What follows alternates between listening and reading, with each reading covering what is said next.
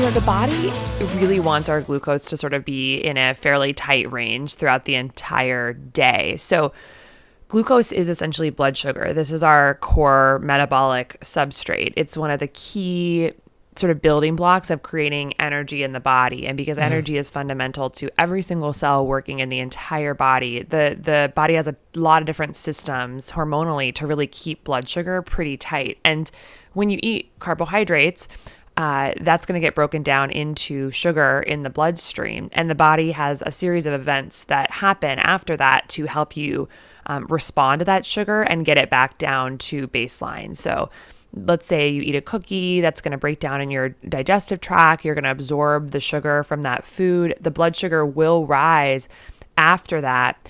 And then the body will release hormones, in particular insulin, which helps you take that sugar out of the blood and basically put it into your cells so that it can be transformed into a currency of energy that we can use, namely a molecule called ATP. And if there's excess, that will be either stored as stored glucose, chains of glucose called glycogen, or will be stored as fat in the body. And so the body's very tightly regulated to keep that blood sugar sort of getting back to normal. And what we don't want to see is that we have, exaggerated, really large glucose spikes from food over and over and over again in the body, because what that's doing to the body is making you have to release that insulin over and over and over again in high magnitudes to respond to that glucose. And with excess glucose, it can be stored, as fat, and this can kind of create metabolic problems down the road when our blood sugar is elevated frequently. So let's say we eat 10 cookies, like a cookie every hour on the hour for the entire waking day. That's 10 insulin spikes that you're also going to have as well.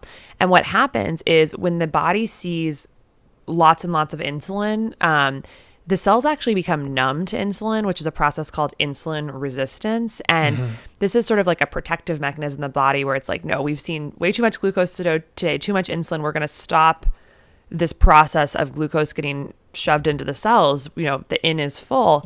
And that's a problem because the body will actually push out more insulin from the pancreas, where it comes from, to try and just really overcompensate and push that glucose into the cells. And over time, this breaks down, and glucose you can't compensate enough, and glucose will end up rising in the blood. And when glucose ends up rising in the blood over time, that's when we start moving down that pathway of metabolic dysfunction towards prediabetes, towards diabetes.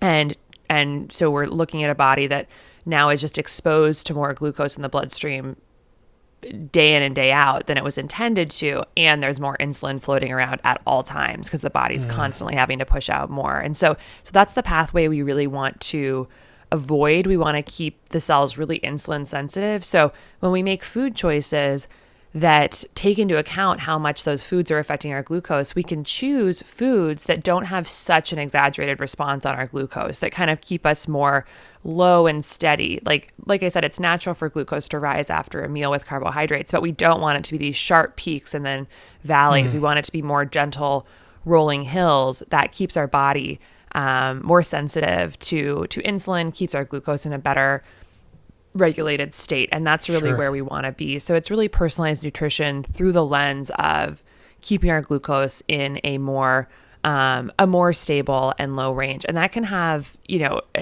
aside from the long-term outcomes that we kind of just talked about with insulin resistance and leading towards potentially prediabetes and diabetes, it also has a number of benefits just in our current everyday life. When we keep our glucose a bit more stable and in a lower and healthy range throughout the day, it tends to help us have a more stable day overall, just energy, mood, cognitive performance. Something interesting that happens when we have a really big glucose spike is that because the body surges out that insulin and it takes up all that glucose, sometimes you can actually overshoot and dip below your baseline. Like the body does too good a job sucking the glucose out of the bloodstream, and you can overshoot. And that process is called reactive hypoglycemia.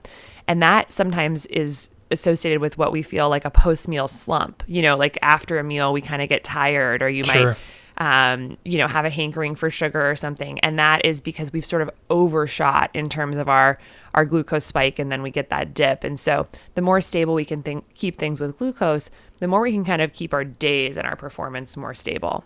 Sure. And much of what you just talked about, is that pretty similar to or exactly what fasting does, in terms of avoiding those glucose spikes and those insulin spikes? You're allowing your body to have some time to rest and digest?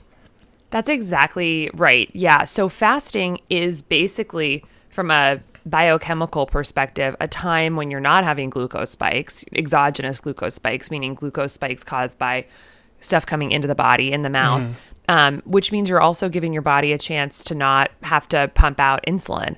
That's just a time when you can actually start working through the energy that you already have in the body. So only when we sort of burn through the stored glucose that we have in the body, in the liver, does our body start flipping into fat burning mode and using the fat that we have in the body for energy. And that is really what we want. That's a state called metabolic flexibility, which is where our body can really bounce back and forth between both using glucose and using fat for energy based on what substrates are available.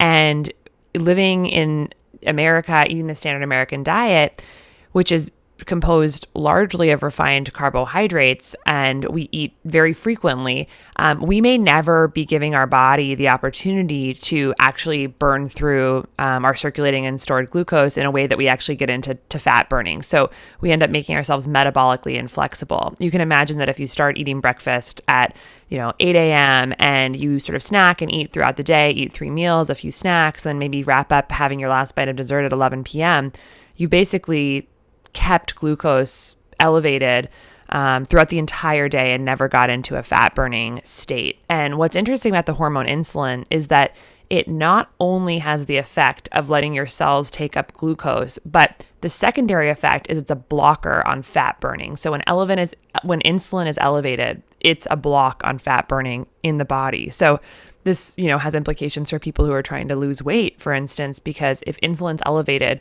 we're not going to be burning through fat in the body. So fasting is a really nice opportunity to just give your body all this time to actually work through the stores of energy that we have and get into a fat burning state and really flex those muscles of metabolic flexibility, and also give ourselves a time when they're not being stimulated by insulin. When you do that over time, you can kind of perk up the cells to hearing that signal of insulin more strongly and kind of regain that insulin sensitivity. So fasting has many different meanings. There's extended fasts that are like a full day or a couple of days, but even just time restricted feeding, which is where you just narrow your eating window from, let's say, you are someone who normally eats between 8 a.m. and 8 p.m. That's a 12-hour feeding window. Narrowing that from 10 a.m. to 6 p.m., which is an 8-hour feeding window, that gives your body 4 more hours overnight to really utilize the energy that we already have on board. And there's been some research that's looked into how time-restricted feeding impacts metabolic health. One study had people eat the exact same number of calories, either between 8 a.m. and 8 p.m. or 8 a.m. and 2 p.m.